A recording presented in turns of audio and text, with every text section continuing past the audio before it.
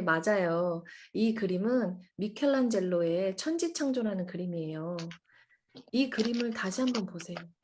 이 그림 안에 지금 자매님의 인생의 문제가 다 들어 있어요.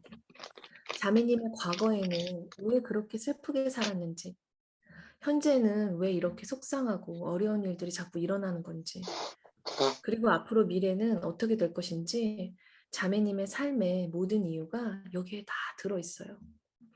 제가 시작하기 전에 질문을 하나 드릴게요. 그럴 리 없겠지만 갑자기 오늘 죽게 되셨어요. 그렇다면 오늘 죽어서 천국에 들어갈 확신이 있으세요? 아, 있으세요?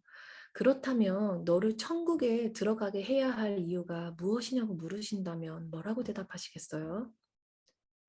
네, 모태신앙이니 당연히 갈 수 있는 거 아니냐고요? 네, 그러면 오늘 제가 하는 이야기를 잘 들어보세요. 오늘 이 질문에 대한 해답을 찾게 되실 거예요. 지금 보시는 이 그림은 하나님께서 세상을 창조하시고 에덴을 만드시고 사람을 지으신 하나님의 오리지널 디자인이 나타나 있어요.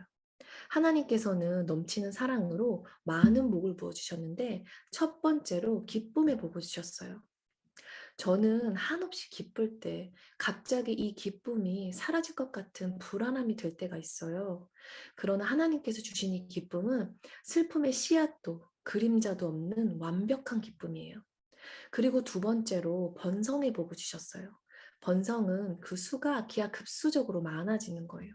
그리고 세 번째로 부요의 복을 주셨어요. 부요란 더 원하는 게 없는 만족함이 넘치는 복이에요. 그리고 자유의 복을 주셨어요. 정해진 운명에 따라 어쩔 수 없이 움직이는 게 아니라 인격으로 대우해 주셔서 무엇이든지 선택할 수 있는 자유를 주셨어요. 그리고 사랑의 복을 주셨어요. 아담과 하와를 지어서 서로 사랑하며 행복한 가정을 이루게 하셨어요. 그리고 거룩의 복을 주셨어요. 거룩은 구별이라는 뜻이에요. 사람은 동식물과 다르게 하나님의 형상대로 구별하셔서 지으셨어요. 그리고 왕권의 복을 주셨어요. 에덴에 있는 모든 것을 왕처럼 정복하고 다스리며 살라는 거예요. 이 왕권으로 문제가 생기면 스스로 해결하고 바로 고칠 수 있어요. 그리고 안식의 복을 주셨어요. 인간은 참 평안과 쉼을 통해서 재충전을 받을 수 있도록 해주신 거예요. 그리고 교제의 복을 주셨어요. 교제는 수준을 결정해요. 만왕의 왕이신 창조주 하나님과 교제하는 복은 하나님이 주신 최고의 복이에요. 그리고 마지막으로 영생의 복을 주셨어요. 병약한 채로 억지로 사는 게 아니라 앞서 말한 모든 복을 누리면서 하나님의 생명으로 영원히 사는 것이에요. 이것이 하나님이 처음 사람을 만드셨던 오리지널 디자인이세요. 이 모든 복이 주어진 상태를 천국이라고 해요. 자매님은 지금 현재 이런 모든 복을 다 누리고 살고 계신가요? 다는 못 누리신다고요? 그렇다면 안타깝게도 그건 정상이 아닌 거죠. 사람들이 다 그렇게 살지 않냐고요? 아니에요. 오리지널을 다시 회복할 수 있어요.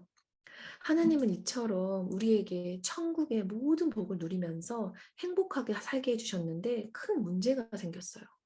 성경을 보면 뱀으로 상징된 사탄이 인간을 시험했어요. 인간은 사탄의 유혹을 물리칠 수 있는 왕권을 가졌음에도 불구하고 시험에 빠져 죄를 범했어요. 하나님과 교제하며 특별한 관계를 맺고 살던 인간이 마귀에게 속아서 하나님을 의심했어요.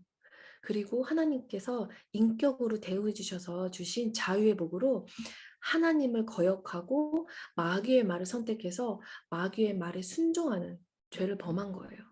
그래서 생명의 복의 근원이신 하나님과 분리되어 끊어져 버렸어요.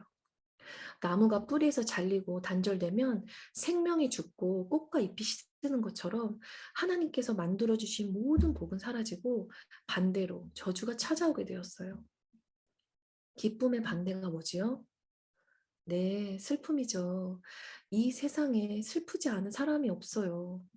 그리고 죄로 인해서 하나님과 단절되자 번성 대신 저주와 질병이 왔어요. 부요 대신 가난이 왔고요. 자유를 잃어버리고 방황하게 되었어요. 그리고 사랑 대신에 증오와 미움이 생겼고 거룩한 대신에 추악한 존재가 되었어요. 그리고 왕권을 누리는 대신에 종노릇하는 불쌍한 존재가 되었어요. 그 증거가 남을 원망하고 책임 전가해요. 그리고 안식 대신에 불안과 우울증이 생겼어요. 자매님의 마음이 뜻없이 불안하고 우울한 것은 하나님과 분리되었기 때문이었어요. 그리고 더 이상 하나님과 교제할 수 없는 영적 단절이 생겼어요. 아무리 어려운 일을 당하고 속상한 일이 있어서 하나님을 불러도 응답하지 않으세요. 그리고 마지막으로 영생 대신 죽음과 지은 죄에 대한 심판을 받게 되었어요. 이렇게 하나님과 단절되어 산 상태를 지옥이라 해요. 자매님은 지금 어느 쪽에 살고 계세요? 지옥이요? 그렇다면 어느 쪽에 살고 싶으세요? 손으로 짚어보세요. 네, 그렇죠. 천국에 살고 싶으시죠? 그런 것처럼 인간은 누구나 이 저주와 불행을 해결하고 복의 근원이신 하나님께 다시 가기 위해 노력과 수고를 해요. 첫 번째로 열심히 선을 행해요. 그러나 선행으로는 죄를 해결할 수가 없어요. 죄값에 해당하는 값을 치러야지 착한 일로 해결될 리가 없겠죠. 죄는 죄고 선은 선이에요. 그리고 지식을 많이 쌓아보지만 지식은 모르는 게 많다는 걸 깨닫게 해줄 뿐이에요. 그리고 종교로 해결해 보려고 해요. 종교는 인간이 하나님께로 가려는 노력이에요. 인간은 육적인 존재이고 하나님은 무한하신 영이시기 때문에 하나님을 만날 수가 없지요. 자매님께서 모태신앙이라고 하셨는데 아무리 모태서부터 교회를 다니셨어도 그것으로는 죄를 없앨 수 없어요. 죄인 스스로는 죄를 용서할 자격이 없으니까요. 또 인간은 물질을 많이 가지면 인간의 모든 문제가 해결되고 천국을 누릴 거라고 생각해요. 그러나 물질은 단지 생활에 필요한 수단일 뿐이잖아요. 솔로몬처럼 죽을 때가 되면 절실히 깨닫겠죠. 내 손으로 했던 모든 일이 헛되어 바람을 잡는 일이었다는 것을요. 마지막으로 이도저도 안 되니 많은 사람들은 쾌락을 누리며 중독과 폐인이 됩니다. 자매님은 지금 어떻게 살고 계세요? 어디로 가고 계신가요? 자매님, 만약에 지금 저쪽에 당장 물에 빠져 죽어가는 사람이 있어요.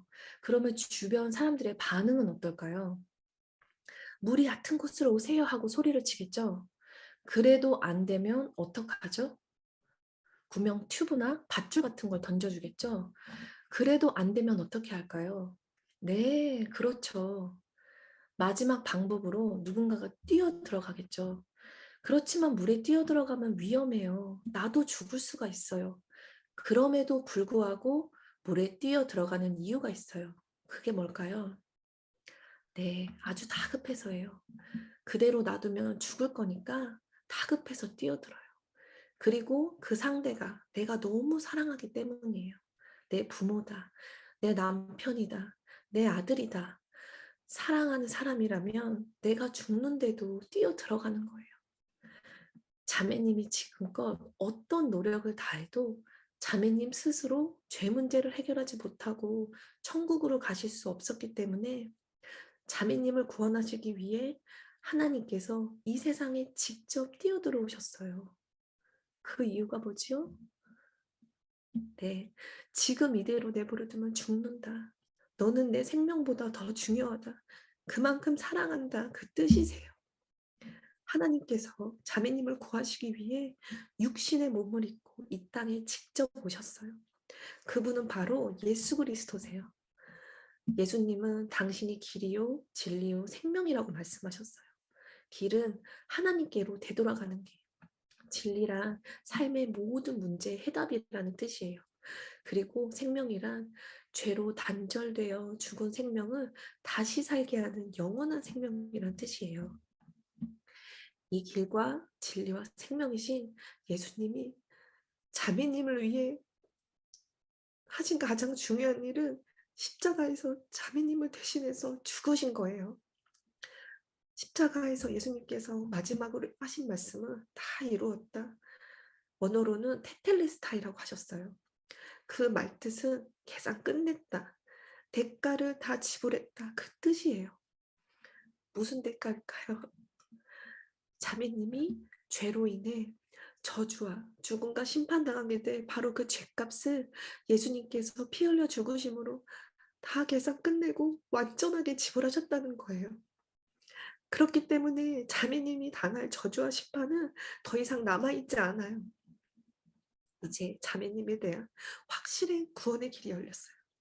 이제 중요한 것은 이 구원을 받아야 하는데 어떻게 받을 수 있을까요? 여기 요한복음 1장 12절 말씀을 읽어보세요. 아멘. 영접하는 것이 믿는 거예요. 믿는 것이 영접하는 거예요. 하나님을 의심해서 죄를 범한 인간이 다시 하나님께로 가는 길은 예수님이 하나님이심을 믿고 죄에서 구원하신 유일한 분이심을 받아들이시면 돼요. 그럼 어떻게 믿고 영접할까요? 여기 요한계시록 3장 20절 말씀을 한번 읽어보세요. 아멘. 지금 주님께서 이 말씀을 통해서 자매님의 마음과 인생의 문을 두드리셨어요. 이 말씀을 듣고 자매님의 마음의 문을 열면 예수님께서 들어가겠다고 하세요. 자매님은 예수님을 영접하기 원하세요? 그러면 자매님의 죄를 인정하고 회개하고 기도로 예수님을 영접하세요. 감사합니다.